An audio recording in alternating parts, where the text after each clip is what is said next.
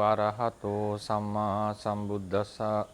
Namo tassa bhagavato arahato samma sambuddhassa. Namo tassa bhagavato arahato samma sambuddhassa. Good morning, everyone. Today we shall be continuing from the place we stopped last time. Still we are in the list of Paramatthadhammas. So far we have discussed briefly what are the Paramatthas in the Theravada tradition, discussed in the Theravada tradition, and then we exclusively explained about the Paramatthadhammas, which are the conditioned realities advocated within the tradition. Then we gave a list of these realities, which are the group of Chittas, Chetasikas and Rupas. So far we have discussed how the Chitta and Chetasika are related to each other. For instance, the Chetasikas can be classified into three groups, like the Akusala group, the beautiful group, the Sobana group we call, beautiful Chetasikas, and then ethically variable ones, the miscellaneous ones. Then based on these Chetasikas, the Chittas were also categorized into the Chittas that are connected with Akusala Chetasikas, unwholesome mental states, are called unwholesome Chittas. Then the Chittas which are connected with beautiful mental states were called beautiful Chitta, the Sobana Chittas. And then there were a group of Chittas, as we discussed last week, which are only connected with the ethically variable group, the 30. And also we reminded the Akusala Chittas do have the ethically variable group and also the Akusala group in terms of Chetasikas. Then also in the Sobana Chittas, the Sobana Chetasikas, the beautiful mental factors, and also the ethically variable ones are found. The ethically variable ones, which we call Anya Samana in Pali, can be found in all the Chittas, whatever group it is, whatever group it belongs to. The ethically variables are found. And also within the ethically variables, we didn't much emphasize on this fact. There are 7 Chetasikas which are called universals, means they are found in all the Chittas, within all the Chittas. Like all the Chittas associate these universal Chetasikas, which are called Phassa, Vedana, Sanya, Chetana, Ekaggata, Jivitindriya and Manasikara. Today I was planning to give a brief overlook about the Chittas, because there is, I think in the handout that I have distributed few weeks ago, you can see a list of Chittas. If you count them, the number would be 89. The number would stand as 89. So what are these 89 Chittas? So just to give a brief explanation, what are them, and also what are they, and also if possible, if you can remember the names, it will be really useful to study the Buddhist teachings in the Theravada tradition. So normally in our traditional studies, we try to remember the names of these Chittas and also the Chetasikas and the Rupas, and how the mixture of Chitta Chetasikas happen. Which Chitta, how many Chetasikas the first Chitta has, how many Chetasikas the second Chitta. So likewise we try to remember their names and also how they are practically mixed according to the doctrine. Like if someone has a doubt, is it necessary, keep in mind, like when we want to study chemistry, the periodical table that is something that we have to memorize in order, because to find out what are the characteristics of certain elements, we have to memorize it in its order. So then it is very easy for us to categorize the elements based on, like alkalines and all this, based on the noble gases, based on their electrons and so forth. So likewise, the categorization of Chittas were done based on certain criteria. Therefore, when we try to remember them in order, that would facilitate easiness in studies, and we'll be able to grab certain philosophical points quite easily based on our memorization. So it's highly recommended that you memorize these chittas. It may take some time because it's a foreign language for most of you. For the Sri Lankans, like, it will be quite easier because the Pali and Sinhalese are very close to each other. Actually, Sinhalese is greatly influenced by Pali and Sanskrit. So if someone can remember, memorize these terms, because if I just give a hint on this now, like if you go into the page number 1, the 12 akusala chittas, the third group, third subtopic, 8 lobmula chittas, what we have to keep in mind is just memorize 3 words, like somanassa sahagata is a one word, like one phrase.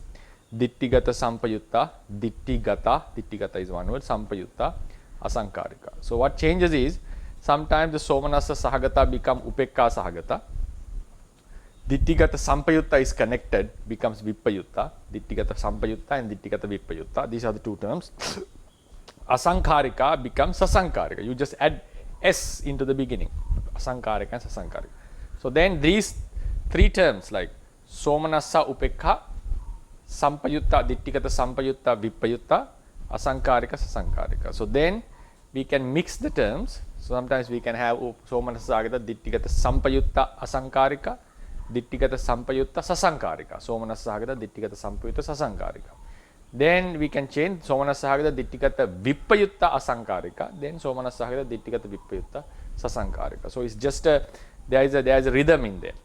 So it's quite easier if we can keep in mind the few words, then it won't be a problem. So if you can remember the first 8 lobmula chittas, then we go into the kusala chittas, vipaka chittas, kiriya chittas.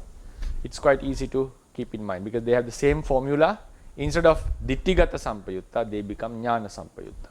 So likewise, if you can remember few chittas, it is also obvious that most of the chittas will be easy to put into the memory, bring into the memory. So therefore, I highly recommend that if you are interested in studying the Theravada teachings further into its deep aspects, it's very highly recommended that you memorize these chittas and also the chetasikas. Chetasikas may have sometimes, because they are completed 52 different realities, which doesn't have any rhythm or any algorithm in them. That also when we keep on studying, we will keep on reciting, or we keep on observing them, reading them, they will stick into our minds, right? So therefore, that's also some encouragement that I would like to give. Now we'll move on to the chittas again.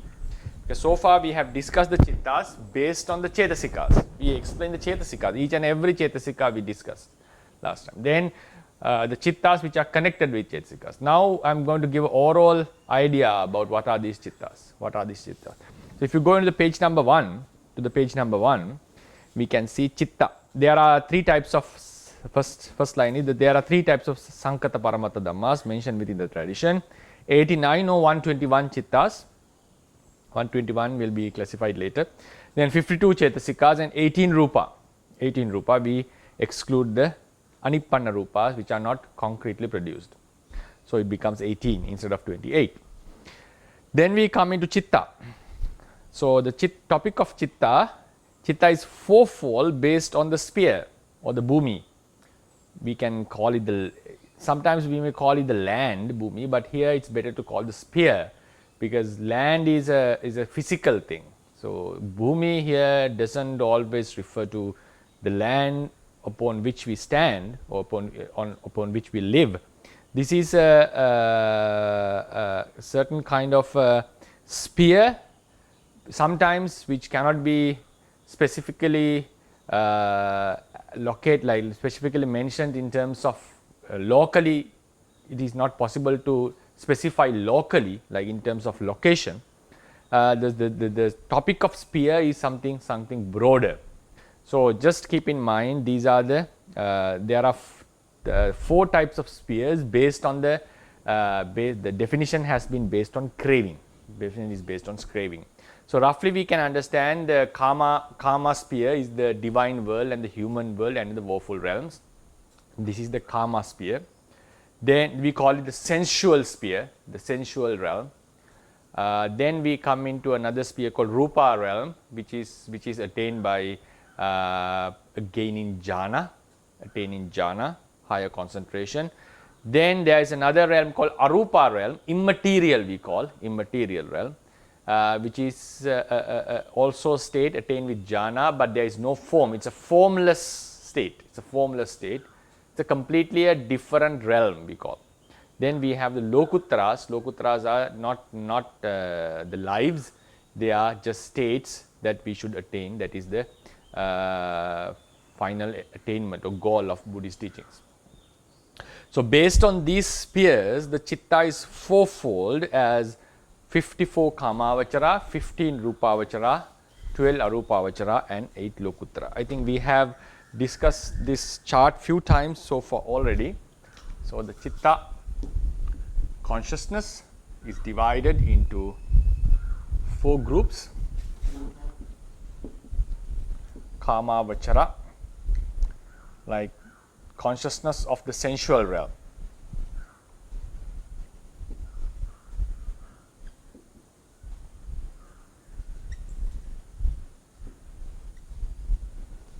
These are 54 in number. Consciousness belonging to the sensual realm. Then we have rupavachara, consciousness belonging to the fine material realm we call. Of the fine material realm. Because fine material means they do possess certain material, but it is quite subtle than what we have in the karma realm.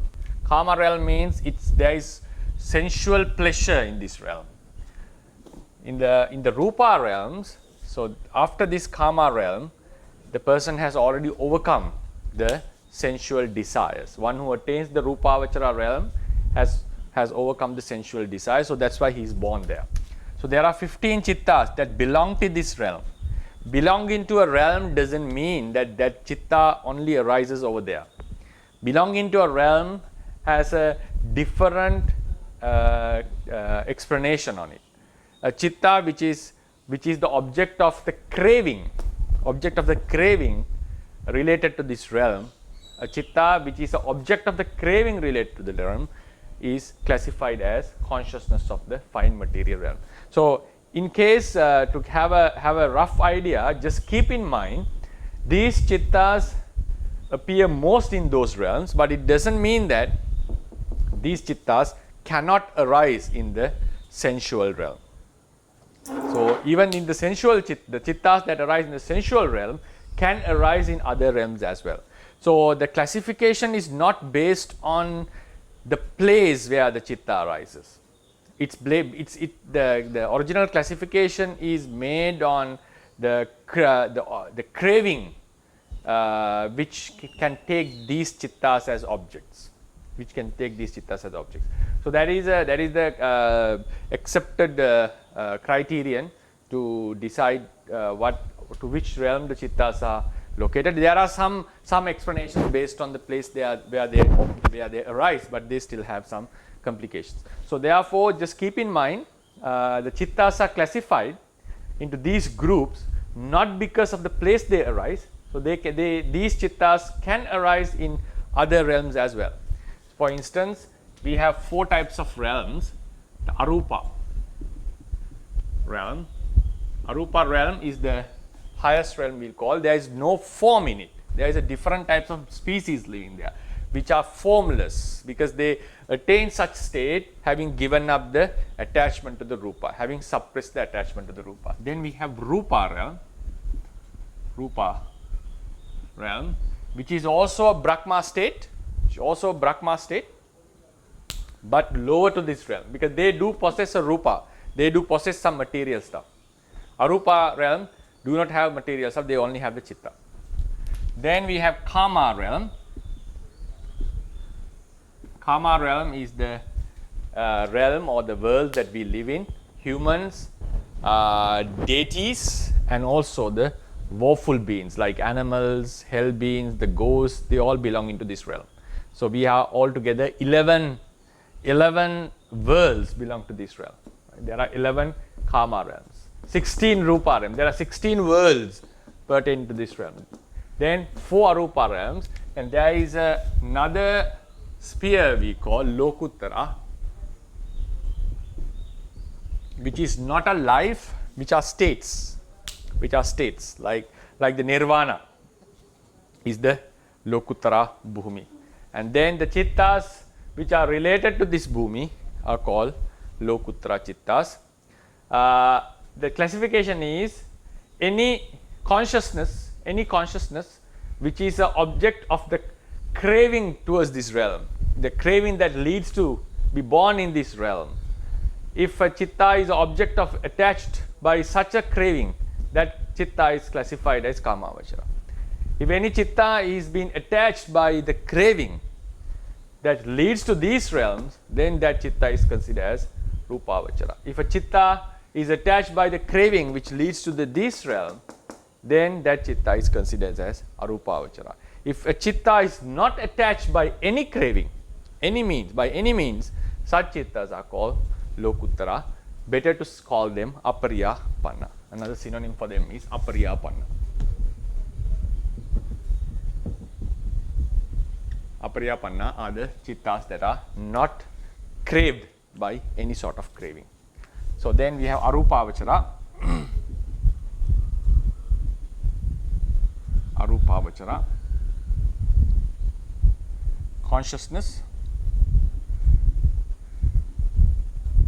of the immaterial.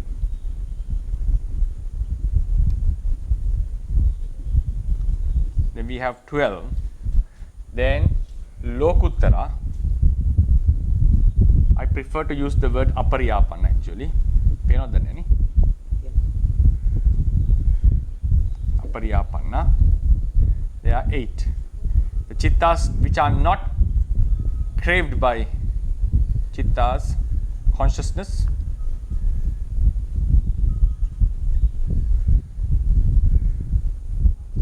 which is not attached by any sort of craving. There are 8 in number. Right, consciousness. So all these up to here, if we draw a line, these chittas we normally call them mundane.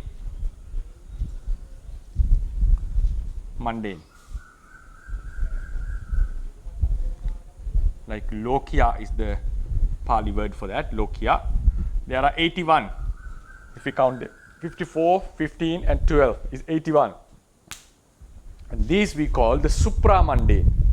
We can call supramundane.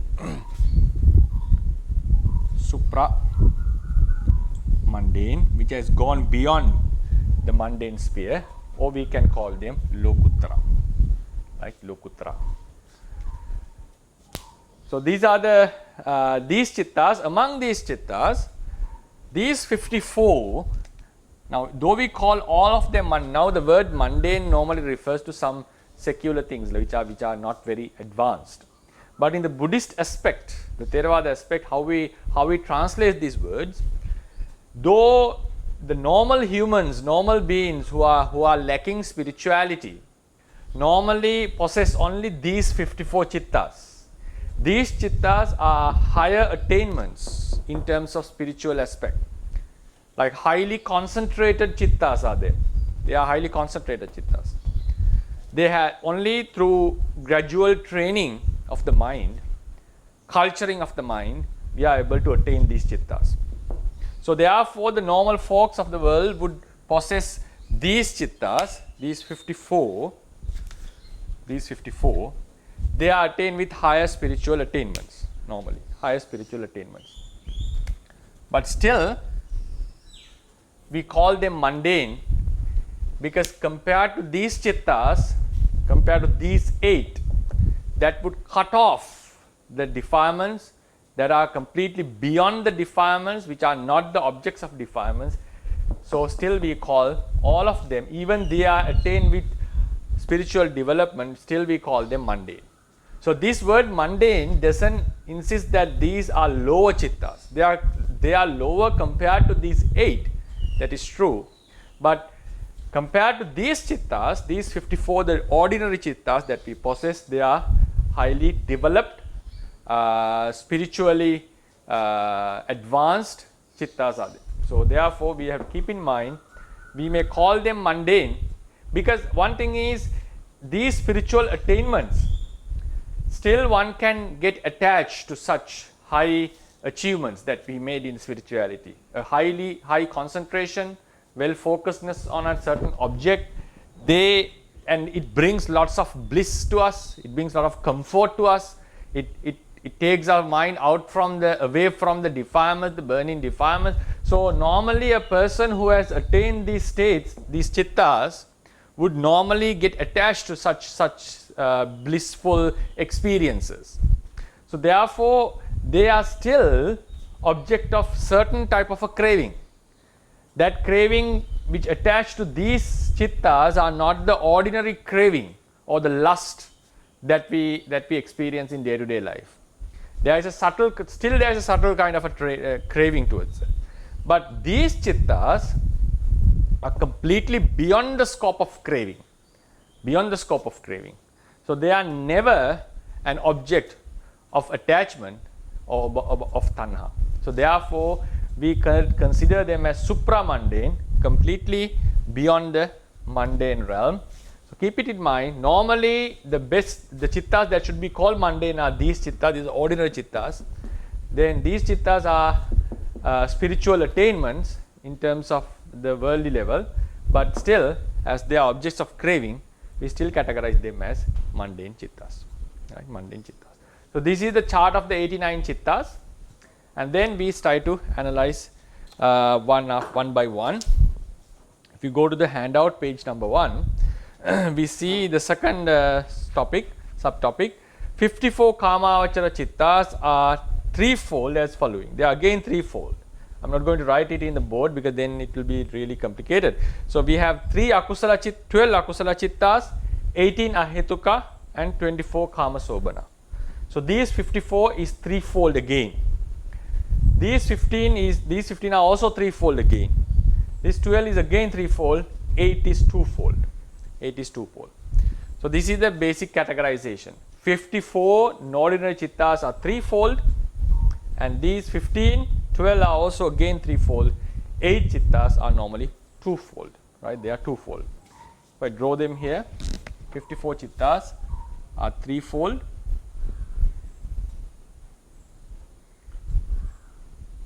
These chittas are also threefold.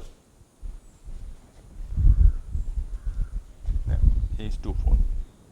The normal categorization. If we use a different color, it will be better. We use black color.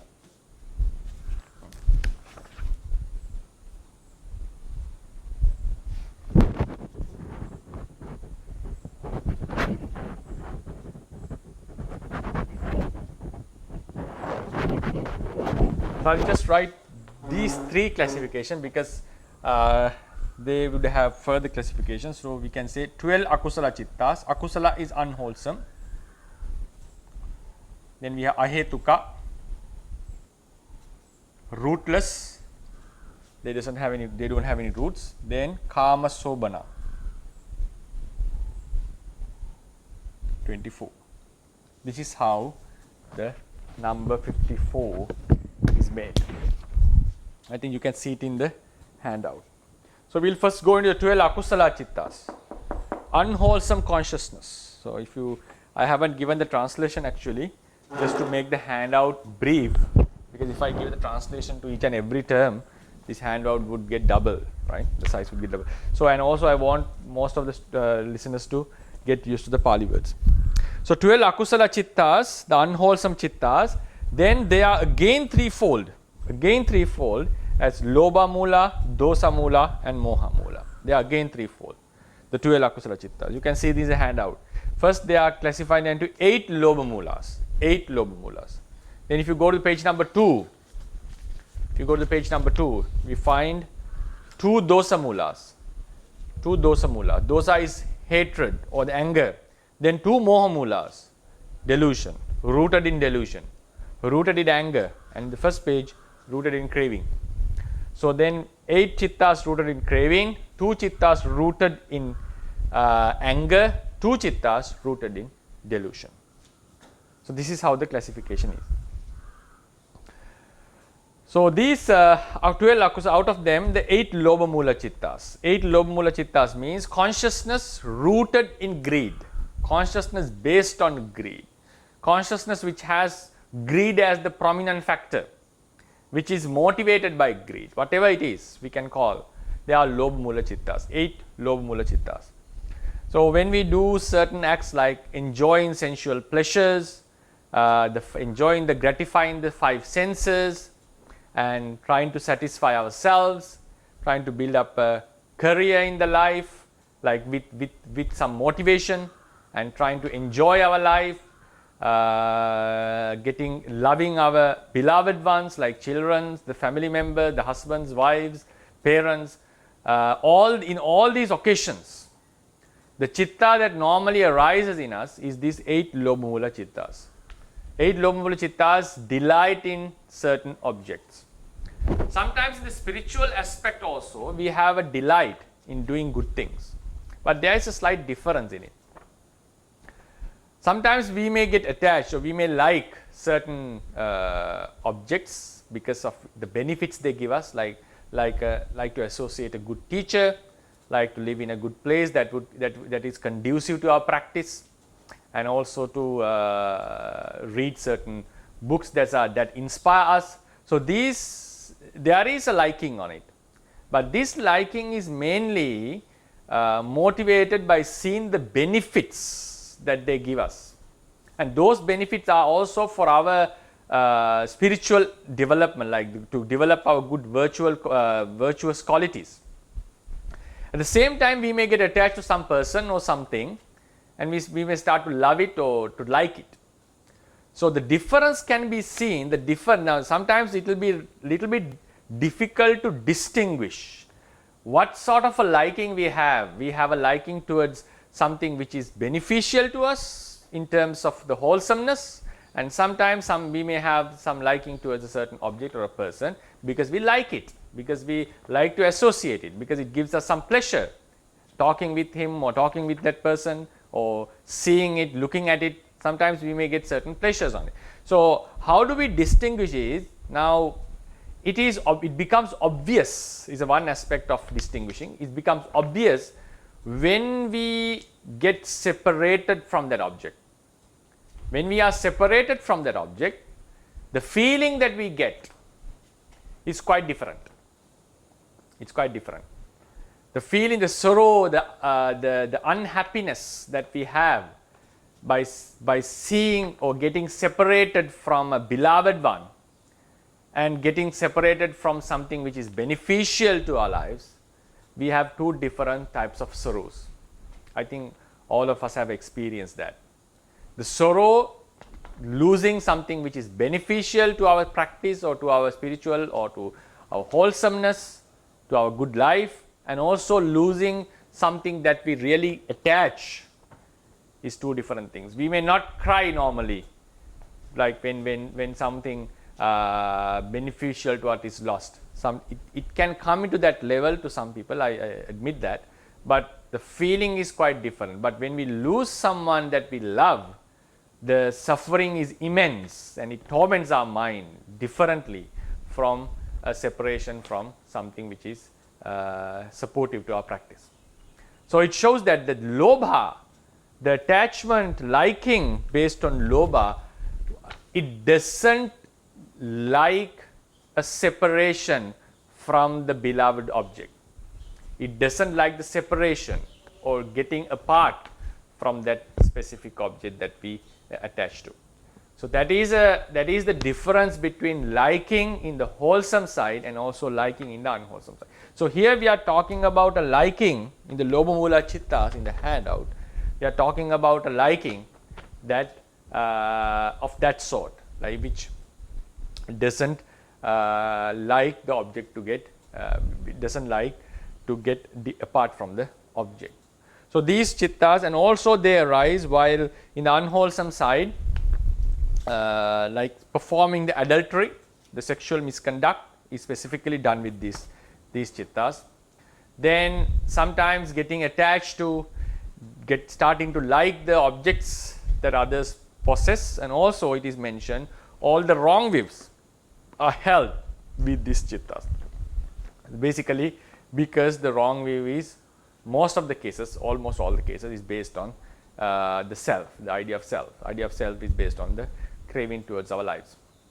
So therefore, there are certain unwholesome deeds that we do with these through these chittas, and these are the chittas normally that arise most in our day-to-day life. Mostly in the sensual realm, in the human realm, in the deva realm, these chittas are the abandoned. They arise very frequently in us, right? So there are 8 chittas. Sometimes they are connected with somanassa feeling, that is the pleasant, happy feeling. Then sometimes the neutral feeling, upekka sahagata. Ditthigata sampayutta means sometimes they are connected with wrong view, sometimes disconnected with wrong view. It doesn't have any wrong view. Then asankarika sasankarika means prompted and unprompted. It means sometimes we may do certain acts with eagerly. Our mind doesn't get retarded. We just eagerly do certain acts. Specifically, the example is given: someone is going to rob something, like doing a robbery or going to adultery. Some may just feel like it's not something worthy for us, and he may consider various other facts and keep a step behind and think like whether I do it or not, or sometimes his mind get retarded to do that certain act. So then later on, because of encouragement by others or by your own self, the person may get energized, the mind get energized and start to do that unwholesome deed. So in such cases, we call it prompted. Prompted means the mind has gone down, it has retarded in the act, and it was energized or brought back into the zeal was brought back, the energy was brought back, intention was brought back. So in such cases, we call it a prompted mind. In other cases, in other occasions, the person may, without any retarding or without any drawing back, he may just eagerly do the act without any hesitation, without considering any like eagerly he may do. Sometimes some may have encouraged him to do, but there is no mind is not stepping backwards. So in such cases we call it asankarika. Asankarika is unprompted. It's originally the mind was sharp and got involved in the act directly. Sasankarika means it steps back, it retards, and then get energized and do that. So in such cases, the results there is an effect on the vipaka. If we retard the act and do it, in such cases we say the results are a little bit different from the acts that were done eagerly without any retarding. So likewise, and ditthigata sampayutta and vipayutta, sometimes now someone can enjoy the food according to the Buddhist teaching. Someone can enjoy the food or do by thinking that this was given by ultimate God and so forth. In such cases, in Buddhism, we categorize it as a wrong view. And someone may do wrong deeds like stealing and so forth, having a wrong view. Like if someone considers that stealing from the wealthy and giving it to the poor, there is no harm in it, there is no akusala in it. So this is a wrong view. This is a wrong view. It's a wrong consideration.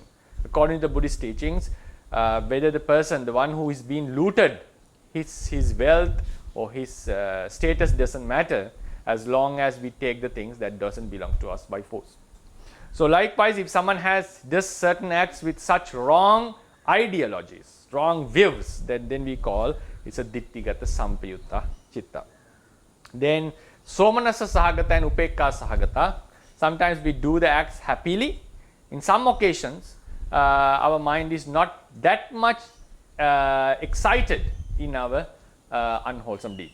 Like for instance, someone may enjoy watching a movie or watching the television, and there are occasions that we just keep on watching the television, but our mind is not that much entertained, but still we keep on watching, like we cannot give it up because there is a habitual liking towards it, but there is no such much enjoyment. So in such cases, keep in mind that the chitta is, the lobha is still there, that's why we cannot give it up. That's why we just sometimes waste our time, maybe in social media or maybe in watching something, but there is no much enjoyment. So the lobha mula chitta is present with the upekha feeling, neutral feeling.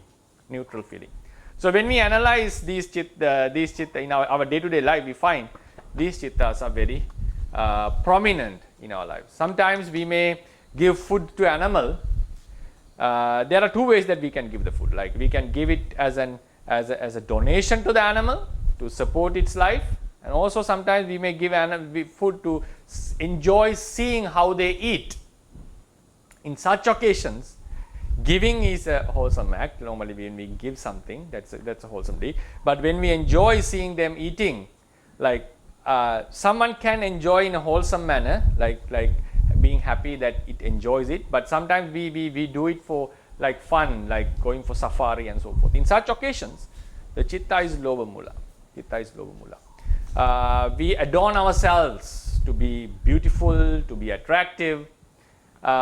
This act can also be done with the both wholesome and unwholesome mindset. If we use if we wear some clothes to cover our body, to be appropriate according to the occasion, to fit to our status, social status.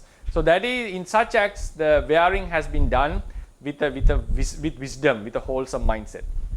But if we wear certain things to get attracted, like to show off or to be obvious than others, to show ourselves, to come into, to show that we are more wealthier than the others. If we wear clothes or ornaments with such an attitude, we normally consider the act was done with lobha mula chittas. And also in eating, we can eat the food to appease our hunger. At the same time, just to enjoy the taste of the food. In those occasions, both occasions, one was done, the prior was done with the kusala chittas, the latter is done with the akusala chittas, the lobha mula chittas. So therefore, lobha mula chittas, normally we look into the mirror and try to admire ourselves, how beautiful we look and how our figure is. Sometimes we may end up with dosa chitta, like seeing that some features of our face is not attractive, and sometimes we may try to admire that I look beautiful and so forth. So on such occasions, please keep in mind the chitta is lobha mula. And then how can we do it, such an act, with a wholesome mindset? Then we look into the mirror to see whether there is any inappropriateness, like if some mark is left in our face, or some dirt in our eyes, to remove it, to be proper to the occasion, to go into the society. With such intentions, we look into the mirror. That can be done with a wholesome mindset. The attitude is what matters here. Attitude is what matters here. The same act can be done with the wholesome mindset. That same act can be done with the unwholesome lobha mula chitta. So, and also keep in mind, such act, the minor acts, the trifle acts that we do in day-to-day lives, are not going to take us to woeful realms, or not going to give us a rebirth in woeful realms, but still we consider them as akusala because they were done with the wrong, like a attached attitude. So they are not considered as wholesome. At the same time, keep in mind, they are not going to bring much harm like the unwholesome deeds that people do, like stealing, killing and so forth. Right? So these are the 8 lobha mula chittas. Then we go into the second page, the 2 dosa mula chittas. So dosa mula chittas are 2. Domanassa sahagata patiga sampayutta asankarika, domanassa sahagata patiga sampayutta sasankarika. So this patiga domanassa is like disliking the object, not liking the object, going against the object. If now these dosa mula chittas also appears regularly in our lives when things are not going well. When things are not going well. Like for instance, one aspect of dosa is fear. Fear, like if you fear to the society, or like about the ghosts or non-humans that would haunt us, or sometimes we are fearful about our futures. We have doubts about our job security, or sometimes we may fear the certain diseases. So likewise, the fear is a one aspect of dosa. And then when things are not going well, then when, for instance, when the children are making a mess in our house, like they do not listen to us, or our partners do not act as we wish, or things like we sometimes forget where we kept a very important thing. So in such occasions we get disappointed. Sometimes we get frustrated. In such occasions, the chitta which arises are one of these two dosamula chittas. So according to the Theravada tradition, if we have a disliking, that is a manifestation of dosamula chittas. There is a wholesome dislike. For instance, you observe the repulsiveness of the body and get detached from the body. So this kind of disliking, or not appreciating or seeing the true nature of the body, are not considered as domanassa. It is done with a wholesome mind. It's done with a wholesome mind. So therefore, this acts done with domanassa also can be done with the wholesome mindset. So what matters is the attitude. What matters is the attitude.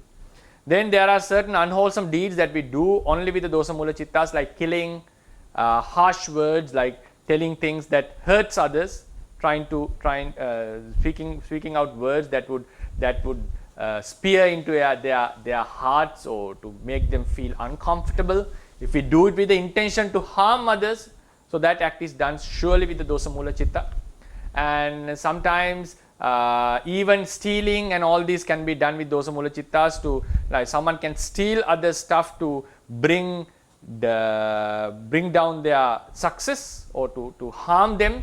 So in such occasions, those acts are motivated by the dosamula chittas. But keep in mind, the killing, even we do it as gaming, like for a sport, go for gaming, like killing animals for fun.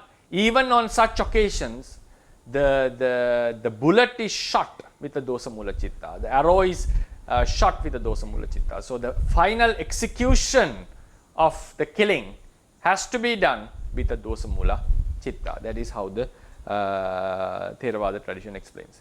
And these dosamula, now sometimes when things are not going perfect in our lives, if someone says something improper in a certain occasion, we may feel like we give a sound like chuk and say we doesn't feel much happy about the occasion. So keep in mind, in even such occasions, the chitta is a dosamula chitta. So dosamula chitta also arises subtly in our mind. Now especially this happens while driving in certain countries where the rules are not fully followed by others. So if someone makes a mistake while driving, suddenly the frustration or the anger comes up. So on that occasion, we have to keep in mind the dosamula chitta has occurred, which is quite harmful to ourselves.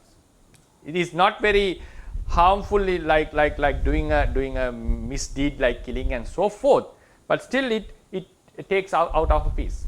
So, and also sometimes we feel boredom, especially involved in wholesome acts, spiritual acts, in meditation and so forth. Sometimes we feel like laziness or boredom, like we are not enjoying that act. Sometimes staying in the house, nothing much to be done, like especially when people are in the quarantine or in house, were confined to the houses because of the pandemic. Sometimes we got frustrated. We wanted to do some work, but we are unable to go out, so we feel like we are stuck there. So on such occasions, that frustration, discomfort, all these feelings are the arising of these dosamula chittas. They are connected with these dosamula chittas. And also sometimes when we feel sadness is ultimately the vedana cetasika in dosamula chitta. So, but normally this dosamula chitta arises. Sometimes when we feel regret about the things that we have done, the jealousy, the stinginess, that not liking others to have a similar success that as we have. In such occasions, all occasions, dosa mula chitta is what is arising.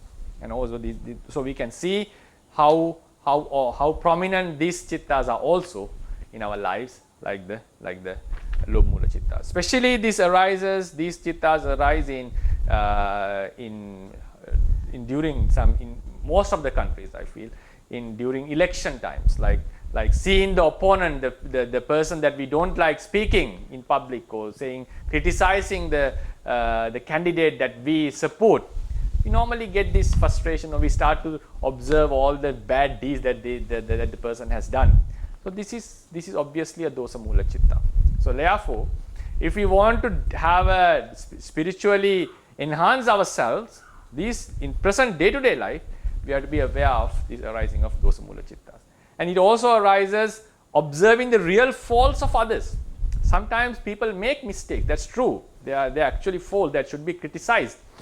But the criticism can be done with a wholesome mindset as well. Like we see the real fault of others, we also do have faults, we see our faults. So when we observe our faults, we start to feel regret. That is also an act of dosa. Then seeing others, we start to accuse or criticize. That is also an act of dosa, normally. But how do we do it with the wholesome mindset? We see our faults and we determine that not to do it again or to correct ourselves. So Buddha mentions in one sutta that he knows that the disciples that comes to him have done unwholesome deeds before they encounter Buddhism. That's obvious. So he knows this phenomena, and he says, now after you have become a good person or come into this dhamma, you can correct yourselves and move forward. Even being a Buddhist, sometimes we do make mistakes, but when we find that we feel the regret that I have done something wrong, and what regret is good in that sense, that we recognize that our fault, but we should not be lagging or spending our time or being in that fault or regretting that. We should not spend our time or stuck in that regret feeling. We have to move forward having given it up, because it's not, even though we regret, that the act is not going to be rectified. That's the act. Then we observe someone else's faults. At that time, there are many ways that we can consider. We can see how the defilements are acting on others. If we start to see the defilements of that person, rather than a person is doing that act because he's motivated by the defilements, and we get to know that even I myself, if the defilements arises in myself, I may also act in such a manner, then our mind is not affected by the dosa as it happens in the normal circumstances. Then we may also talk to that person if there is a possibility, but with a peaceful, calm mind, and just to have a discussion and to correct him. And we can also have a compassion towards that person, because by doing that act, maybe it's harming myself or him, harming the society.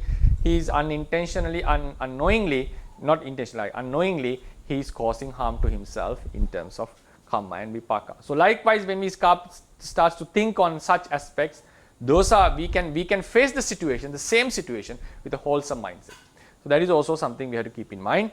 And then I move to the next chittas, the moha mula chittas, chittas associated with doubt and chittas associated with restlessness. This doubt is specifically, we are talking about the doubting the actual profound phenomena. Doubting the actual profound phenomena, like the rebirth. Is there a rebirth or not? Is it possible to become a Buddha or not? Is there a nirvana or not? Is this practice valid or not? Is there benefit of following this sila samadhi panya? Such doubts are called vicikicca. Such doubts are called vicikicca. Then we have uddhacca sampayutta chitta, which is called mind consciousness associated with restlessness. Normally this chitta happens when we are supposed to do various acts at the same time. Sometimes because of our negligence, the workload get accumulated, and we are supposed to do things in a shorter time, but then we have lots of responsibilities to do. Then at that time we feel like our mind gets restless. We don't know what to do in some occasion. On such occasions, this uddhacca sampayutta chitta arises. It's quite a weak chitta. Anyway, so these are the 12 chittas. 8 are rooted in greed, 2 are rooted in hatred or anger, and 2 are rooted with moha. Then we move on to, because we have few more minutes, we move on to the next group of chittas, the 18 ahetuka chittas. Ahetuka. Ahetuka means rootless. Rootless. So what are the 3 roots? Lobha, dosa, moha in the akusala side. Then we also have alobha, adosa, and amoha. Adosa, alobha, adosa, and amoha. So these are the six roots. These are the wholesome side and unwholesome side. So these chittas which we are talking doesn't have any roots, any of these roots. So the cognition ability of these chittas are quite low. So that's why we call them ahetuka chittas. They are the weakest chittas among these 89. So what are they? If you look into the chart, we can see 7 akusala vipaka. Akusala vipaka doesn't mean they are akusala. They are produced by akusala. They are the resultant of akusala. They are not the akusala. If we call them the akusala chittas, fundamentally is a wrong usage. Akusala vipaka are the resultants of the akusala. Kusala vipaka are the resultants of the wholesome deeds. So we can see upekka sahagata chakku vinyana, the eye consciousness associated with neutral feeling. Sothavinyana, ghana vinyana, jivha vinyana. When it comes to the kaya vinyana, it associates the dukkha feeling. Then we have 2 more chittas, sampatichana, santirana. Chakku vinyana means the eye consciousness. What does it mean by eye consciousness? The consciousness that arises on the eye, which facilitates the seeing. So how do we explain seeing? So when we close our eyes and suddenly open, and when we close again, we know there was a short occasion when the eyes were open, all the objects in front of us, all the colors in front of us became obvious to us. We could see them, we could observe them. They became sensitive to us. This act of seeing the colors which are in front of us is the chakku vinyana, is the eye consciousness. It's a certain act which happens on the eye. So then Sothavinyana means the ear consciousness, the consciousness which arises on the ear, getting sensitive, being sensitive to the sounds of the surrounding environment. So this act of being sensitive to this sound itself is called the Sothavinyana. The Ghana Vinyana, the act of smelling, the sensation we get while we smell something, the odors. Jiva Vinyana, when the tongue consciousness, when the food is being chewed or put into our mouth, we feel some taste, that the consciousness which feels the taste is called Jiva Vinyana. Kaya Vinyana, the body consciousness, the consciousness which arises on the body, being sensitive to the touch. Maybe that touch is harsh or comfortable, whatever the sensation that we get while something touches our body is called Kaya Vinyana. Sampatichana and Santirana, consciousness arises in a process. Like when the eye's consciousness sees something, immediately that object is taken by another chitta in the heart base. Like eye consciousness arises in the eye, and that chitta is retaken on the heart. In the heart means by another chitta, that is called Sampatichana chitta. We normally call it the receiving consciousness. If you can write down, the receiving consciousness. What does it receive? The object that was seen by the eye consciousness, the object that was heard by the ear consciousness, the object that was smelled by the nose consciousness, the object that was felt by the tongue consciousness, the object that was felt by the body consciousness. Whatever the channel it is, after the main consciousness takes this object, knows this object, cognizes this object, that specific object is retaken or received by another chitta. That chitta is called Sampatichana. Then Santirana, that object which has been taken by the Sampatichana chitta, received by the Sampatichana chitta, is further investigated by another chitta called Santirana. Santirana means investigating consciousness. investigating consciousness. This happens in a very rapid speed. This investigation should not be misunderstood like we see two things on the one thing on the ground, we start to investigate what it is to find out to whom it belongs to, or is this something valuable, or is this something dangerous, or like harmful to anyone. So this investigation is done by various types of mind processes. Here what we are talking within the like in a snap of a time, when the eye consciousness, ear consciousness, body consciousness, all these five take a certain object at a time, that object is received, retaken by the sampatichana chitta. That object is investigated in one mind moment by another chitta, which is called santirana, is called sanchidana. So all these happen with the sometimes they happen as a result of unwholesome acts. They will be how do we understand that these are the results of unwholesome acts? Such things would be clarified when we go ahead with the lessons. Then kusala vipakas also have the same types of chittas. The difference is there is eye consciousness, ear consciousness, body consciousness, nose consciousness, tongue consciousness. Then the body consciousness, instead of getting dukkha in the akusala group, here we have sukha, the pleasant one. So it's a comfortable bodily feeling. Then sampatichana is the receiving consciousness, as it was explained before. Then santirana chitta is twofold, as somanassa and upekha.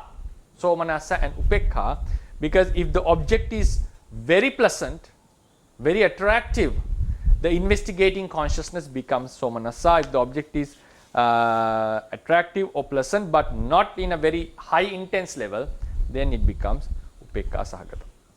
So how do we categorize? Now there are two types of consciousness, the chakku viññāna in the kusala vipaka and chakku viññāna in the akusala vipaka. So the explanation of the Theravadians is, if the object is pleasant, the chakku viññāna, eye consciousness, is considered as a resultant of the wholesome act. It's a kusala vipaka eye consciousness. If the object is pleasant, if the sound is sweet, it's a kusala vipaka Sothavinyana. If the object that we see is unpleasant, then the consciousness which arises is considered as akusala vipaka chakku viññāna. If the sound is harsh or not sweet, not adorable to our ear, comfortable to our ear, then we consider it as a akusala vipaka Sothavinyana. The consciousness which knows that object is the akusala vipaka. It's same criterion should be applied into smelling or tasting and feeling something. So according to this, what the Buddhism is telling, the Theravadians are saying, is that there is an aesthetic value of the object itself. Normally the aesthetic value, the beauty of an object, it greatly depends on our own perspective, on how we perceive it, based on how we see the world, with some things that are considered as good by someone may be considered as bad by some other one. So this is a subjective aesthetic appreciation. But according to Buddhism, subjective aesthetic appreciation is also found within Buddhism. That is obvious because we can see it in day-to-day lives. But there is also an objective aesthetic beauty which is inbuilt in the object. So both the aspects should be applied when we consider about the world, the art in Buddhist aspect. So like David Hume, a Western philosopher, also suggested that we cannot say that all the appreciations that we make are only subjective, because the objects themselves also have some kind of aesthetic value, or a pleasantness or unpleasantness, or the beauty or the ugliness can be found within the object. That's why when certain objects are really unpleasant to the majority of the people, even while the child has not, his thinking ability has not grown into higher levels, they adverse certain objects. That is normally obvious. So it means that certain objects do possess certain inbuilt unpleasantness and inbuilt pleasantness, right? So that's how, if the object is pleasant, chakku viññāna and so forth, all these seven are considered akusala vipaka. If the object is unpleasant, kusala vipaka. If the object is unpleasant, it is considered as akusala vipaka. So how do we think whether the chakku vinyana, sothavinyana which arose in us, whether it's a kusala vipaka or akusala vipaka, based on the object, based on the object. Then another thing to keep in mind, now these chittas happen in the beginning level of our cognitive process. Like when we start to see something, the initial chittas are these chakku vinyana, sampatichana and santirana. Later on, we may have a different appreciation or unliking towards that object. That is basically, mostly it can be based on our subjective experience. So at a certain level of the cognition, the process of cognition, we bring our own attitudes to evaluate a certain object, so we can judge whether I like it or dislike it. But here we are talking about the very basics level of cognition. When the initial cognition has started, it has been initiated. At that level, our attitudes do not play a role. Attitudes do not play a role. The object is more prominent at that level. So it's like the mind process works. It's like if we draw the strength, it goes like this. So at this kind of a level, the object is evaluated mainly, not always, mainly based on our subjective attitude. But at the beginning level of the cognition, when we come into the mind processes, this will be much clearer. At this level, normally the object is, the pleasantness and unpleasantness of the object is based on the nature of the object itself. Because the thing is, the cognitive ability is quite low here. When the cognitive ability comes into a higher level, those chittas are influenced by our attitudes, how we look into the world, the cultures and so forth. Then we come into three other Kiriya Chittas in the page number 3. Upekka Sahagata Panchadwara Vajjana. That is, we call 5-door adverting consciousness. That's how we translate it. 5-door adverting consciousness. 5-door adverting consciousness. Then Manodwara Vajjana Chitta. Upekka Sahagata Manodwara Vajjana. It is called mind-door adverting consciousness. Mind-door adverting consciousness. Then Somanasa Sahagata Hasituppada. That is smile producing consciousness. The last one is exclusive to Arahants.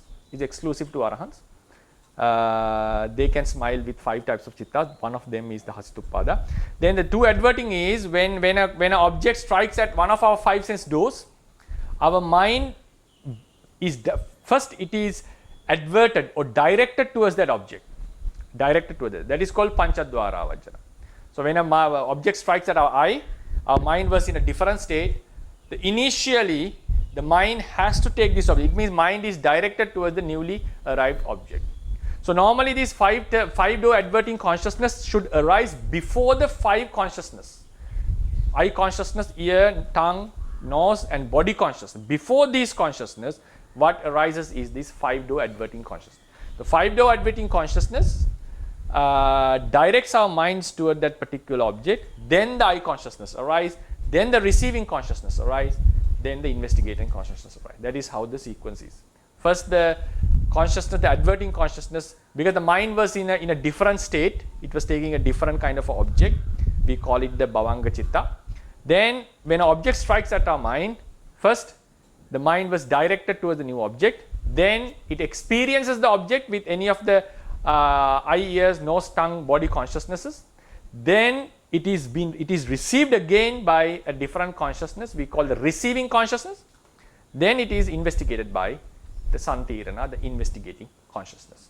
Then the process keeps on occurring. Now then it goes further. Then Upekka Sahagata Manodwara Vajjana means the mind-door adverting. Now if an object comes to our mind without the support of the 5 senses, at that time also the mind, which was in a different state, has to get directed towards the newly arrived object, the mind, the thought, like object which came into our mind. So then the consciousness keeps on happening, the mind dog consciousness. So then to conclude the class, I will just finish the 24 Kama Sobhana briefly. Then we have 24 Kama Sobhana Chittas out of the 24 Kama Sobhana Chittas. These chittas are 24 is divided into 8 maha kusala, 8 maha vipaka, 8 maha kiriya. 8 kusala chittas are the chittas that arise when we do wholesome deeds like giving charity, observing the sila, doing meditation, preaching dhamma, listening to profound dhamma, and studying good doctrines, and sharing the merits with the diseased ones, and also observing, like rejoicing on the merits done by others. On such occasions, these wholesome chittas arises. And what we have to do is we try to maintain our lives as much as possible in these wholesome chittas. And you can see there is two types of, like if you look into all the 8, in the first phrase, somanasa sahagata, then there are 4 somanasa sahagata and 4 upekka sahagata. If you go to page number 2, the top lines, dosa mula, we have domanasa sahagata and domanasa sahagata. If you look into all the 89 chittas, you find there is the domanasa feeling, the unpleasant feeling can be only found chittas with hatred, chittas with anger. So therefore, if we have an unpleasant feeling towards someone, that is never a kusala chitta. It can never be a kusala chitta. So what happens if we can maintain our lives in the kusala chittas always, these depressions, anxieties, that would never occur in our lives. So what we have to do is, if we want to be happy according to the Buddhist perspective, maintain kusala chittas as much as possible, because there is no domanassa in this group. There is no domanassa in this group. So therefore, that is why the mindfulness is required, always to be alert not to have unpleasant feelings within ourselves. Right? Then Mahavipaka chittas are the resultants of these chittas, especially when we are born in a good realm after death. Any of these chittas would occur. And also in the Kusala Vipaka side that we already discussed, the rootlessness, some of the chittas are resultant of these chittas. Then Mahakiriya chittas means the same acts that we do with a wholesome mindset, when someone does them after attaining arahanthood, those chittas are called Mahakiriya chittas. They are very similar in terms of their structure. The difference is Kusala chitta 8 Kusala chittas can give results in future. The 8 Mahakiriya chittas that arise for arahants would not give any results in future. Vipaka chittas are the resultants of these Kusala chittas. Right? These are in the wholesome side. So that is how the 54 chittas are divided: unwholesome, rootless, and the we should not call them wholesome. 8 are wholesome, 8 are resultant. Resultant means the results of those wholesome acts. Then 8 are functional. Functional means chittas of arahants. Chittas of arahants. Arahants also do the same things, good things that we do. Right? So these are the 54 chittas. Next week I'll be concluding all the spiritual aspect. These are the spiritually highly developed chittas. These are the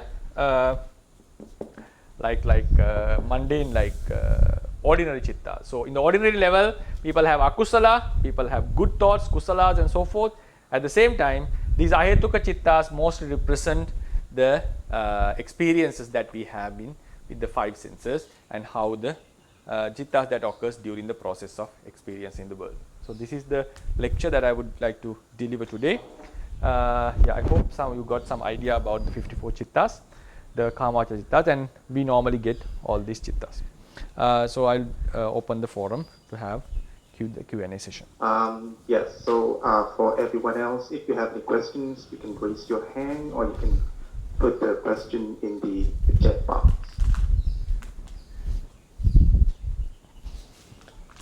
Yes. Good morning, Pandit. So Good morning. In the meantime, I have a question. So this question is kind of a philosophical question.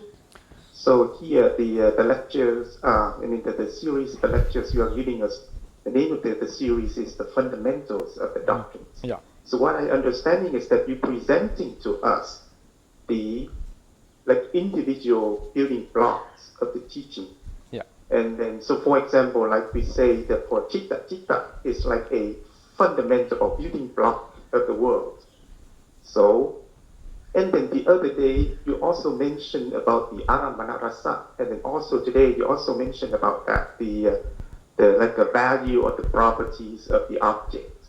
So, I understand. So, to my understanding, then when we say about the subjective appreciation, then we can equate that to concept. But what about the the taste of the object or the inbuilt the pleasantness and unpleasantness of the object? It sounds to me like it is another kind of fundamental. So does that mean that the fundamental has another fundamental? So the question is, how can we fit that into the picture? Yeah, it's a very subtle, deep question. So as what Dr. Ryan is asking, now we mentioned about the arammana rasa, the taste of the object. We talked about a flavor of the object, because I mentioned there is an inbuilt quality within the object, an inbuilt property within the object, which distinguishes it as pleasant or unpleasant. For instance, we take an object like Chitta. Now, Chitta takes an object, for instance. Chitta focuses on an object. So this object, if we take this object as a rupa, right? Rupa means matter, or we call color, for instance, right? The eye consciousness focuses on color. So color is one of the fundamental realities of the object, and we cognizes another, like with one chitta we cognize another chitta. Chitta is one of the fundamental building blocks of the Theravada tradition. So now there are 89 chittas, 52 chetasikas and 18 rupas. So what I mentioned was these 89 chitta, chetasika and rupa, specifically I was focusing on rupas today. So whatever the object is, they have an inbuilt quality called pleasantness and unpleasantness.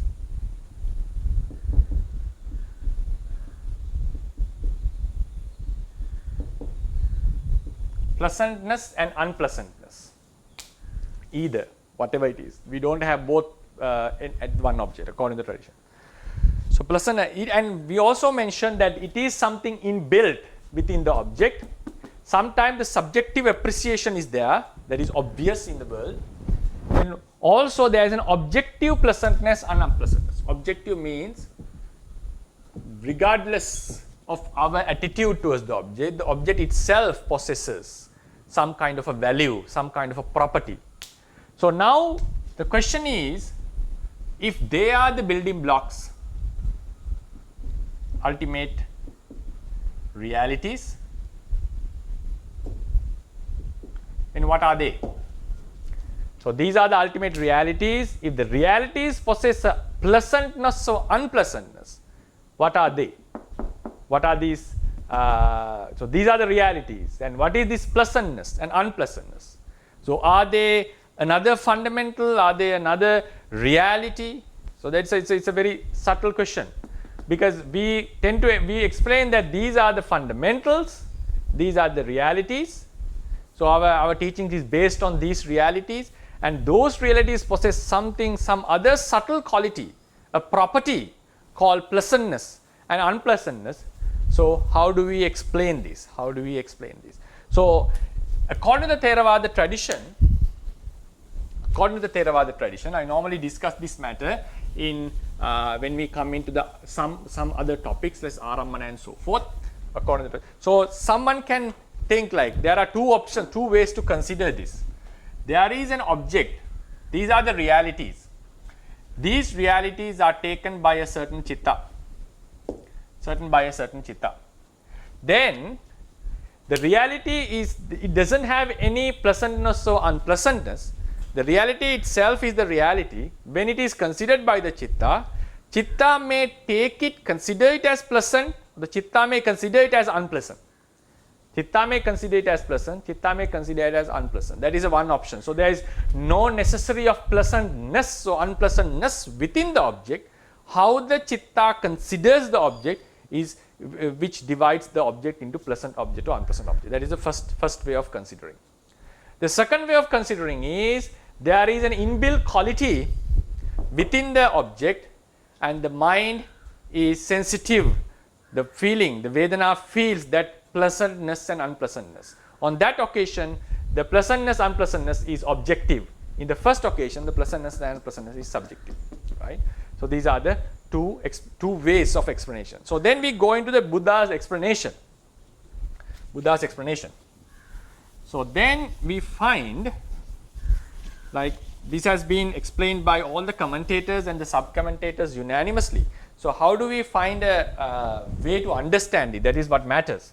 Rather than saying that they have just mentioned it, it's better to understand how do we consider. Now, what the Buddha has mentioned in few suttas, he has said that an arahant, a noble being, for example, arahant, can see a pleasant object as unpleasant.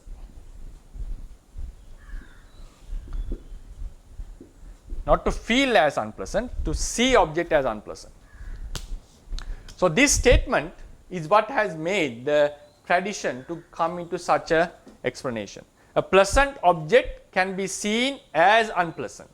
So a pleasant, beautiful human figure, Arahant would consider it as a collection of repulsive body parts. So it is considered as an unpleasant object. Arahant sees a very beautiful figure, human figure. Instead of getting attached to that, he can observe it as a repulsive body parts, or just a bunch of elements, non-self elements. So in such occasion, he sees the object as unpleasant. The mind considers this as unpleasant, but the Buddha says it's originally a pleasant object. Originally a pleasant object. So what does this indicate? The pleasantness and unpleasantness was already in the object, and that going against that true nature means the inbuilt quality, one can see it in a different way. So this statement, this first phrase indicates that the object has an inbuilt quality. Then there can be a counter argument for this. Isn't this classification, pleasant object means, if any object is attracted by many of the people, most of the people, the object is categorized as pleasant and unpleasant.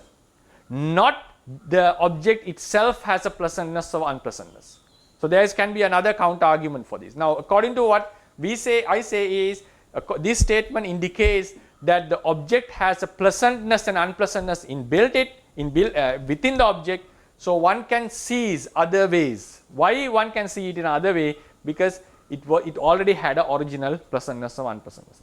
Then next, the counter argument that we can raise is this clarification, object originally pleasant or unpleasantness, is not because the object possesses such quality within itself. It's because the social norms.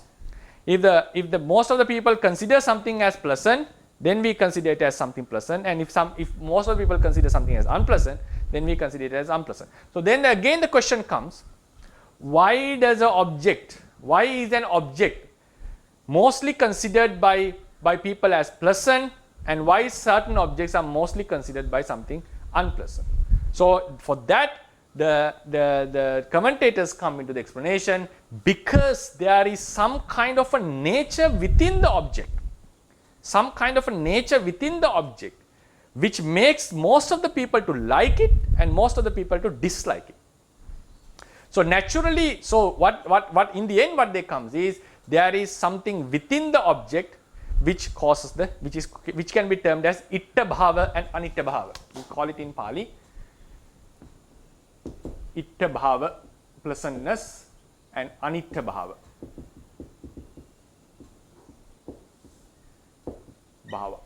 right? Then the question comes, okay, is this an ultimate reality? Is this a special another ultimate reality? Is it different from the object or the reality? The explanations of the Theravadins is, this is itta bhava, anitta bhava is not the object itself. It is something related to the object, but it is a different reality. We don't consider it so. So in the end, according to the Theravada perspective, the reality is what is the ultimate building block. That reality has certain facets, certain properties, certain attributes, which are not considered as which is not considered as a separate reality, but which belongs to the reality. So then we have to refine the explanation about the reality. Define the explanation of the reality. Reality is a nature, but it has some natures connected to it, which cannot exist without the reality. Pleasantness, unpleasantness cannot appear alone. It cannot be found in the space. So it has to be it is always related with a something or a fundamental or a reality. So, but still we don't consider it as a fundamental within the fundamental. We just consider it as one aspect of the one characteristic or property of the fundamental. So, property of the reality. So then the definition changes. Definition comes is the realities of the Theravada tradition do possess such qualities. Like another quality is the Paccaya Sati, for instance. Paccaya Sati. Paccaya Sati is, we have few explanations on this. One is the ability of the cause, the reality to do something, the ability of the reality to produce a result. So we call it, we separately call it as Paccaya, the force of the Paccaya. Then the Paccaya Sati, according to the tradition, is not the Paccaya. Paccaya is not the Paccaya Sati, but Paccaya Sati is within the Paccaya and it cannot be found apart from the Paccaya. So it's something which is related to the Paccaya but not the Paccaya. So likewise, the taste of the object is not the object, it is something related to the object according to Theravada. Sadhu. Thank you so much. Okay, please go ahead, Sijale Punya. Hello, Pandit. Yes, Sally. So when you explain about the Akusala Jhanas, so that moment you say some triple actions. So they will not lead us to the four abhayas. Mm-hmm. But how about those triple actions become like a habit? If we do again, so at that moment they have the chance to produce like we call it habitual karma, right? Yeah. So that will lead us to the four abhaya. This is another very important fundamental. So to get a rebirth in the woeful realm, to have a rebirth in the woeful realm, according to the tradition, according to the Theravada tradition, if I stick into the fundamentals, if I stick with the fundamentals and explain, according to the tradition, it should be one of the major kammas to give a result, to bring a rebirth in the woeful realm, to bring a rebirth in the woeful realm. Like for instance, we getting attached to something that belongs to us, or we getting attached to our children, to parents, having love towards our partner. These kind of feelings are not going to produce a rebirth according to the Theravada tradition, even though it has been done habitually, even though it's a habitual act. These are very basic fundamental. Then when we say in this aspect, when we say kamma, we refer to the acts of killing, stealing, sexual misconduct, lying, slandering and so forth. We normally have 10 types of akusala kammas. So these are the kammas that only leads to a rebirth. Only these are the kammas that which leads to rebirth. Then what like attachment to our houses, our properties are not going to bring a rebirth. Then what happens? There are certain incidences mentioned in the Theravada tradition within the literature, that one time there was a monk who received a very nice, attractive robe during the Buddha's time. Then he was really attached to this. Then suddenly that night he died. That night he died with the attachment. Then the monk, because when a monk dies or passes away, the properties of the monks belongs to the Sangha. Then Sangha has to divide it according to the Vinaya rules and distribute among the to the suitable person. It becomes communal after we die. This monk suddenly died, so the Sangha was getting ready to distribute the robe among the community. Then the Buddha prevented this act. He said, don't do it for 7 days. He just held the act for 7 days. Later on he said, why did I prevent it or stop this, held this act, was because that monk was strongly attached to this robe. As a result, he was born as a bug in the robe, within the robe. In the robe he was born as a bug. So then he was like observing, and he had some sense about what is going to happen, because it was like suddenly he was born there. Then he was afraid that the robe would be distributed among the Sangha, the robe which belongs to him. So otherwise he would have accumulated a lot of dosa toward the Sangha and would be born in a lower realm than the animal realm. So then after 7 days, because he has practiced Sila for many years, for long years, and he has kept the Sila very nice, very, very strongly, he died after 7 days, and he was born in the like blissful abodes in the Deva realm. So this shows that even getting attached to his own robes, like strong attachment to the robes, caused him to be born as a bug. Then one can ask the question, isn't this abhijja, the strong lobha which is mentioned in the tenfold akusala kammas? According to Theravadians, abhijja is specifically the attachment towards the objects which belongs to others, not towards the objects that belongs to us. So, and that attachment also should be like, may this object become mine, like seeing someone else's car and we also starts to like that car and try to buy such a similar car is not the abhijja. If we have a wish, may this car belongs to me, may this particular car belongs to me, that is called abhijja. That is a very strong akusala. It's a very bad, mean akusala. So attachment towards your own stuff is never called abhijja, but that monk was born as a bug because he had a strong attachment to the robe. So how do we explain? Because there is a very basic fundamental in the Theravada tradition that only the akusala kamma pathas, there are killing, stealing and tenfold kammas can bring a rebirth. Not these trifle attachments, even though it's quite strong, not these attachments and so forth. So how do we explain that? There is another aspect of the karma. This is something that we need to discuss in the lesson of kamma. So when the kamma, there is an aspect of kamma called upathambaka kamma, supportive kamma.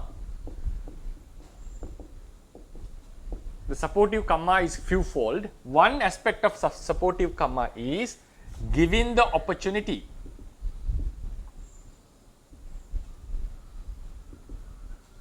to other kammas. Giving the opportunity to other kammas. What does it mean?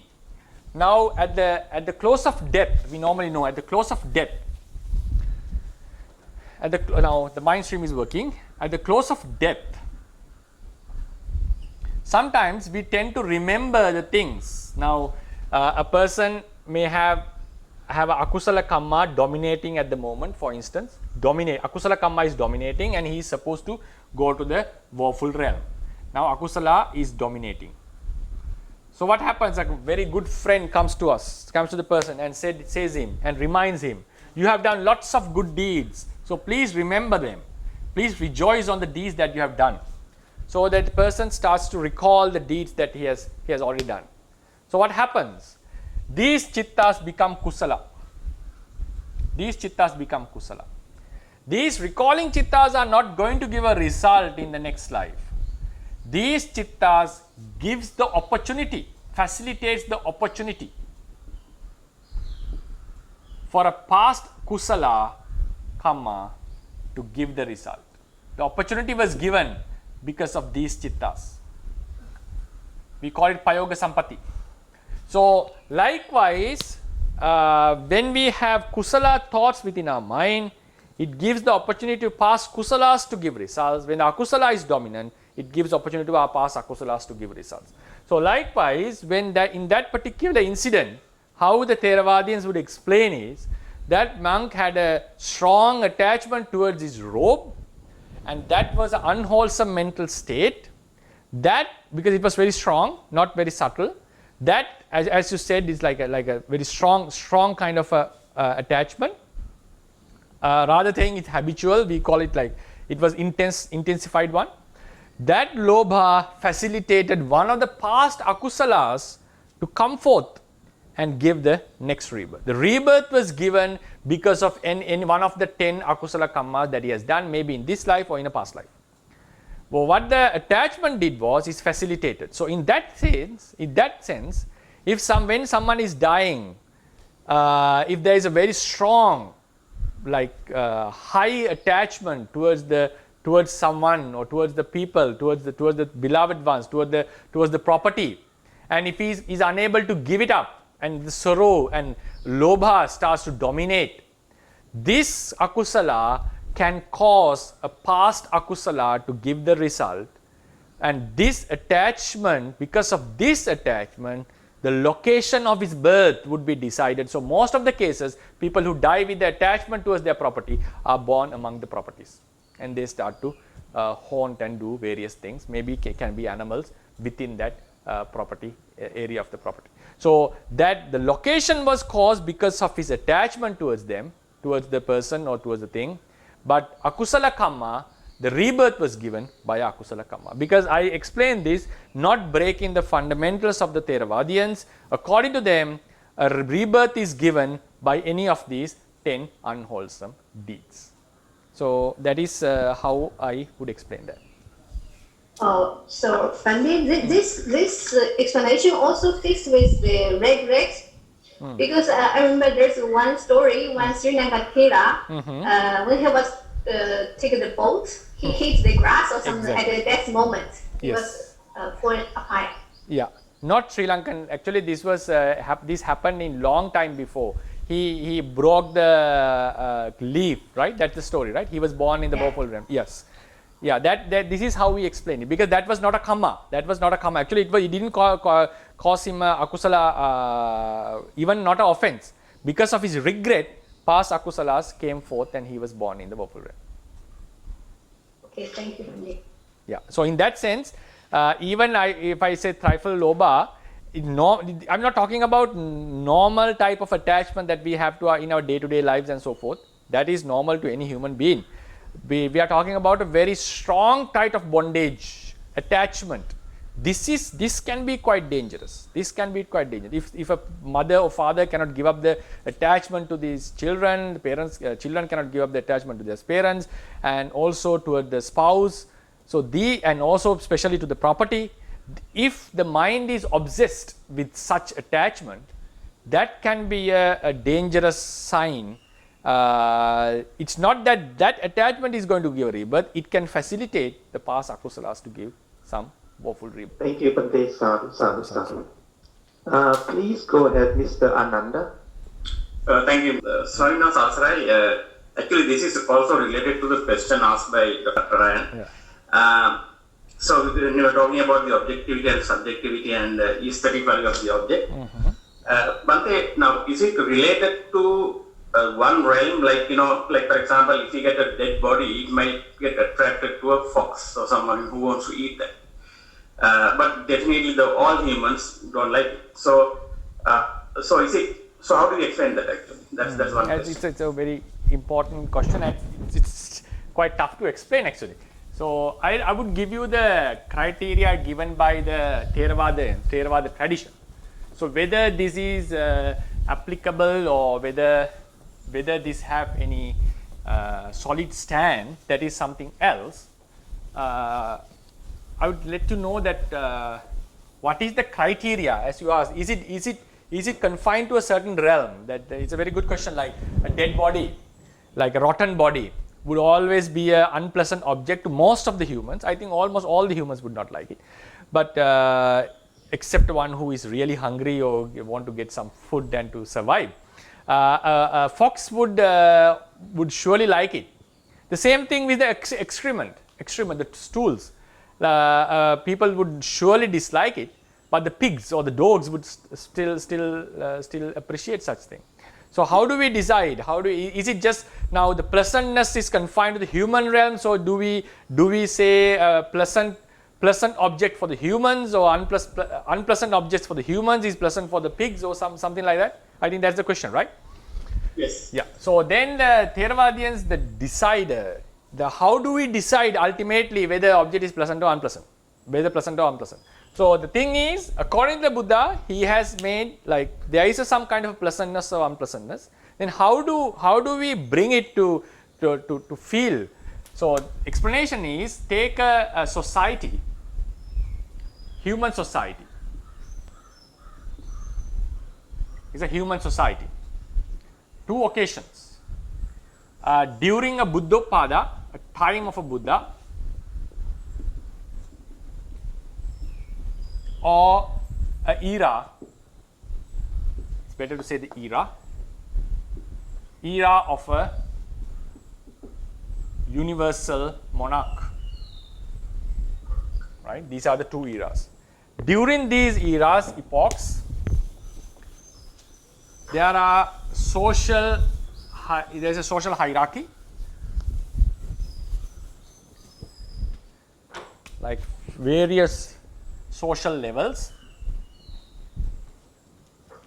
The highest will be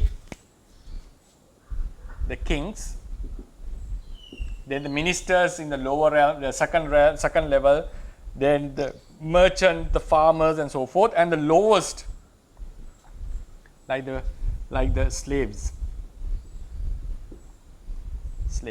So even the slaves, not the dasas, like in Buddha's time, like there were some untouchables we call, like the lowest we call, lowest clan or caste, right? It's not advocating the caste system. This is how the explanation is given. Like lowest caste, actually, it's better to say not the caste, it's the lowest. It's better to say the poor ones. Like normally, the lower caste is quite poor in those days. The poorest. It's better to say the word poor because sometimes the caste doesn't matter. In the hierarchy in some eras. So kings and the poorest ones. So giving up these extreme classes, the middle class is the middle class. So now the criteria comes. So whatever in such eras, because according to the tradition, during these eras, the human mind, the human society is not fully corrupted. There is some kind of a virtuous quality still remains in these two eras. So in such eras, maybe it's referring to where the Buddha lived. So in such eras, the middle class is the decider. If majority of the middle class would like a certain object, consider this as a pleasant object. If the majority of the middle class considers something as unpleasant, decide it as unpleasant. Why is that? Why do we exclude these two groups? The poorest of the poorest would, whatever the things that they would get, like something which was put in the dustbin or something which is even the trash would become very valuable to them because of their poorness, because they are satisfied with whatever they get because they are unable to get anything. The kings, the highest class in such eras, would live like a divine-like life. So even the superior objects may sometimes appear to them as something very mean or something very low. They may not just because they have experienced higher pleasures in their lives. So therefore, we exclude, the Theravadians would exclude these two groups and take the middle class and then the majority. Majority would, whatever object that is considered by the majority as superior or pleasant should be considered as pleasant, unpleasant as unpleasant. And this kind of a classification seems like very conventional. Even among some Western philosophers, I was taken by surprise because I myself was really not very happy about this classification, this way of classifying, because I myself can think various ways to debunk or think other ways about this criteria. Then I was taken by surprise, like sometimes even the objective thinkers have said, if something is attractive or something is considered by the majority, it shows that there is some kind of a value in it. If a personal liking or disliking can change, if we judge two people, that makes sense. But when we come into a majority of the people, then there is some kind of a value that appeals their liking or disliking, their opinion. Why the majority of people have the same kind of opinion, there is some kind of a value in it. So then the question comes, how about the animals? How about the animals? I think now the question is clear, because answer is clear. According to the Theravadians, they confine this to the human society and generalize it. For instance, the dead body, which is attractive to the foxes, would never be appreciated by the majority of the humans.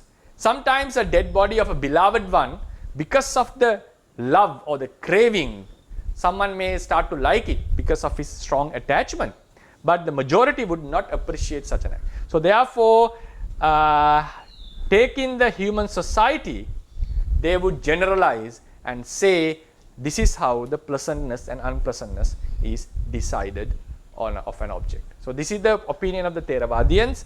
I myself was in most of the times I'm very reluctant to reluctant means do not explain this much, because I myself personally didn't like it much, but now I'm starting to starting to appreciate it in one way or another. So this is how whether there can be a lot of questions regarding this, but this is how they present the pleasantness and unpleasantness of an object. Bhante, so basically you are talking about the subjectivity, right? Not the objectivity. My question is no. This is subjective. How to decide the objectivity? Based on this, you decide the objective quality. Like if something is attracted by a majority, it shows that the object has that thing has an objective value. Oh, I see. This is the approach. Like how to decide the objective value through the majority of the subjects.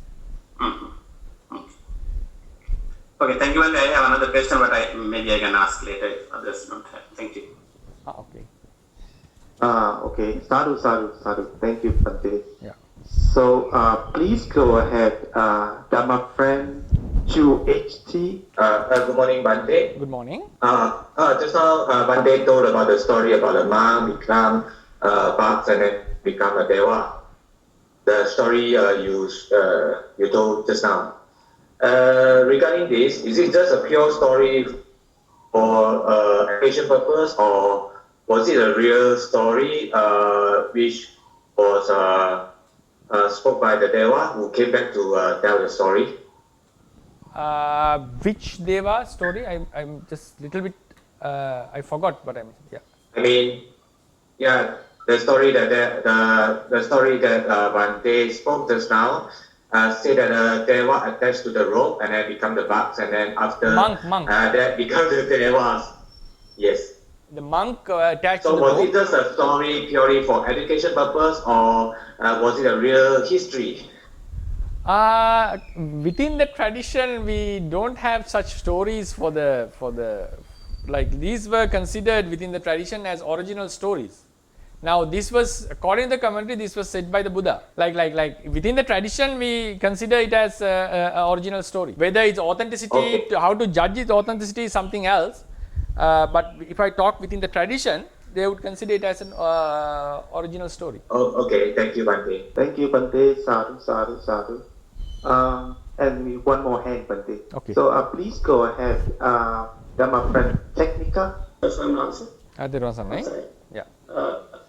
When you do something, you feel the taste. Mm-hmm. Does it belong to unwholesome lobamula citta or rootless vipaga citta? When we, can you put the question again? The first part I couldn't hear. When we When you chew something, we feel the taste. Okay, choose something, we Does get it the taste. belong to unwholesome lobamula citta or rootless vipaga citta? Yeah, thank you for your question. Now, when we choose something, so what happens? The mind occurs like normally this is how we write the mind chart. This is the Fido adverting, and then Juha Vinyana. This is the tongue consciousness. Then we have Sampatichana, Santirana, receiving, investigating, then there is a determining, and then we have few types of Chittas. Then this object is taken again by certain Chittas. Now normally we choose something, if it is a pleasant thing, we normally get attached to it, right? According to Theravada explanation, the attachment arises at this level. Attachment, then the following mind processes keeps on happening. Attachment arises here. So the experience of chewing, the experience of taste, not the chewing, sorry, I beg your pardon. Experience of taste happens at this moment. Experience of taste, experiencing the taste.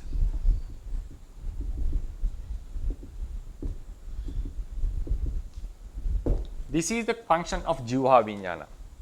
Attachment comes at a later stage. So this is a Kusala Vipaka or Akusala Vipaka Ahetuka, rootless consciousness. So then sometimes we get attached, if it's the pleasant state, we get attachment. So this attachment happens at a later stage. This is the basic explanation. Then there is another way of saying, sometimes when we observe our experience of chewing, sometimes we say the entire process together with attachment or disliking can also be the experience of chewing. Experience of tasting, sorry, tasting. So it depends on the occasion, how it was said. Now, sometimes we can recall the experience of taste mixed with some attachment. In such cases, we take the entire process. The process stops here. The process stops after few chittas. It stops. So the entire process can be taken as the experience of tasting. In some occasions, only this consciousness. So if we take this approach, experiencing of taste is a rootless consciousness, and if it is a pleasant taste, we consider it as a wholesome resultant. If it is an unpleasant taste, we consider as a unwholesome resultant. And sometimes the experiencing of taste can happen together with some attachment or disliking. In that case, if our experience is so forth, we take it. Now, what we are saying is, now we have experience of taste. How we recall it? We recall it with another mind, another consciousness, with another process. So at that time, when we experience the taste with another consciousness, like we recall it, it can be this chitta or the entire process when we recall. If we just ignore this fact of recalling back, and if we just objectively ask, what is the experiencing of taste? This will be the answer. Experiencing of taste is the tongue consciousness itself. Is the tongue consciousness itself, which is a rootless consciousness. When we recall it, we have two ways of explaining. Sometimes our recall can be only focused on this moment. Sometimes our recalling can be focused on the entire process. So if you are asking from the recalling perspective, we have two types of objects based on how we observe it. But without focusing on the observer, if you are just saying the experience of taste itself, we have to say it's just the rootless consciousness. Then this consciousness doesn't have any attachment. Attachment begins from here and then on the latter stages. Okay, thank you, Bhante. Sadhu, sadhu, sadhu. But I have another question, but I mean, it's up to you, Bhante. So the question is about, related to the last lecture, actually, it's about sanya. Mm-hmm. So we know that for sanya, then it has two functions, right? The first function is to recognize what has been previously perceived, or to make a sign as a condition for perceiving again. Mm-hmm. It is the same thing, so kind of two functions. Yeah. So the question is, so for the function of recognizing what has been previously perceived, which means something has been to be stored in the past. So the question is, where is that stored? So that's the first question. And for making a sign as the condition for perceiving again, then the question is, where is that sign is going to stay? Okay. So I think this question needs some explanation. This is literally talking about the memory, right? Yes. Yeah. So shall we take it to the next lecture? I think it needs some explanation. Sure. Okay. Right. So hope you got some idea about the chittas and this on some points on this Dhamma discussion. So I wish you all the best, and may this merit assist for the continuation and prolongation of the Buddha's teachings. Buddha sasanang chirantithatu Buddha sasanang chirantithatu. Buddha sasanang chirantithatu. Sadhu, sadhu, sadhu.